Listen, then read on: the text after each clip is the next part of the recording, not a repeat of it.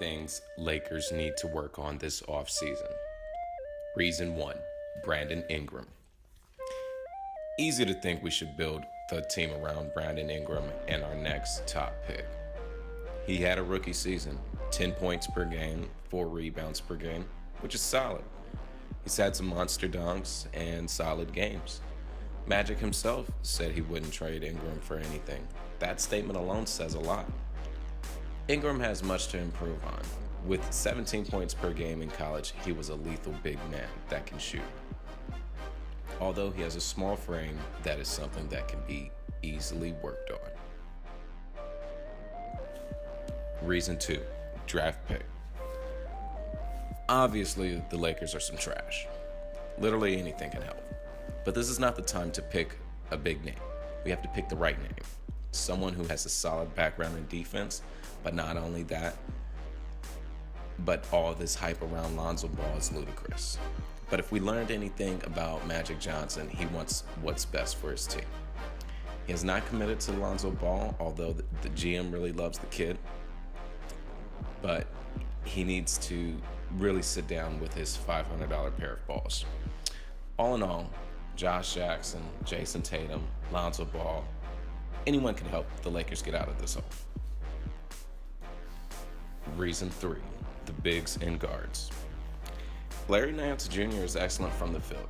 I think he lacks confidence and a shooter's mentality. He clearly can be consistent when shooting 50% from the field. That number says enough. If we can use him off the pick, he would be a solid big shooter. He has talent, he's explosive, yet again, he just lacks a defensive character. Although he averages 20 plus minutes, he's not being used to his full potential. But I also think it starts at training him better.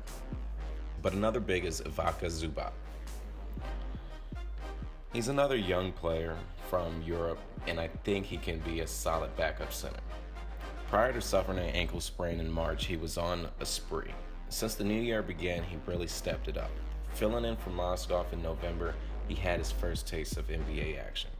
It didn't really turn on him until he had a double-double mid-January against the Nuggets.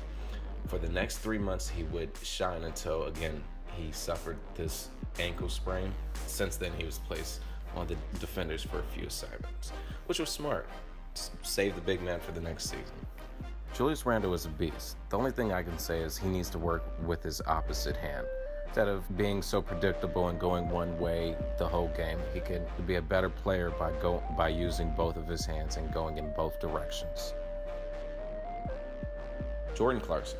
He's improving on his shot mechanics and his strength. But as Magic said, defense is his priority. Definitely should start. I've made a separate video on Jordan Clarkson. Check it out. But D'Angelo Russell, he's had a horrible rep since joining the Lakers. If we didn't trade Lou Williams, he definitely would not be the leading scorer on the Lakers. Rating Lou Williams was one of the worst decisions the Lakers made this season. He literally left to go to Houston, and his debut night, he scores 27 points. Literally, from snitching on his teammate Nick Young to being a little bitch, he's made no impression on me for him to stay. If Lonzo came in, he'd make a huge difference rather than make multiple distractions. D'Angelo Russell had a solid year, though, leading the Lakers in points, but nonetheless, he isn't a player I would build around. Maybe a great bench player, but if Lakers want to improve our front court, get rid of D'Angelo Russell. Reason 4, stupid contracts. Now considering we're going into the offseason, paying $17 million to Luol Deng, $14 million to Mozgov, with a buttload guaranteed between the two, their contracts need to be revised this season. Fuck that. How in the world did we give up Lou Williams, whom by the way led the Lakers in points per game before being traded? But not only that, how do you acquire Luol Deng, who's never had a breakout season? Literally since 2013, he's been on a decline, with 17 points per game being his highest year, and picking him up years after his, I would assume, prime for him. And then, let alone Mozgov never had a year where we should even make him the highest paid player on the team. Fuck that. He's a fool nonetheless. Although the salary cap went up, He doesn't deserve a cent till he proves himself worthy. His career is sham. Reason 5, summer workouts.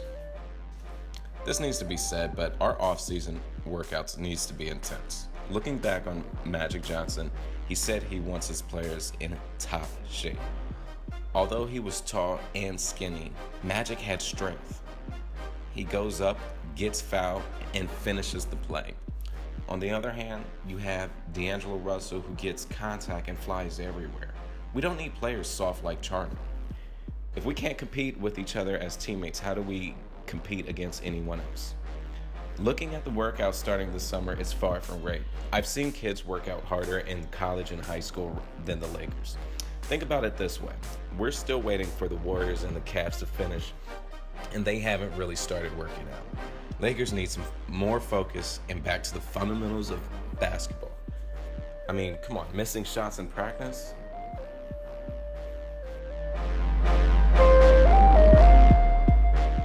So there's a certain father in your backyard, a guy named, I don't know if you heard of him, LeVar Ball. He's getting a little bit of attention lately. My question for you is, how much impact will LeVar Ball and some of the outlandish claims he's made, how will that affect anybody's ability to draft Lonzo?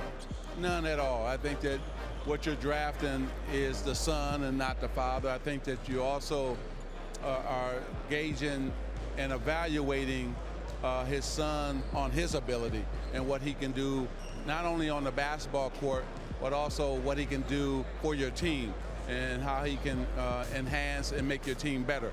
And so if we're fortunate to keep our pick wherever that is, and you take a look at him.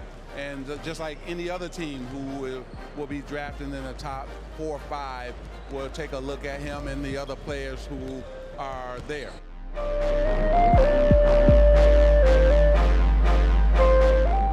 That we would say, hey, that we would probably not move is Brandon Ingram.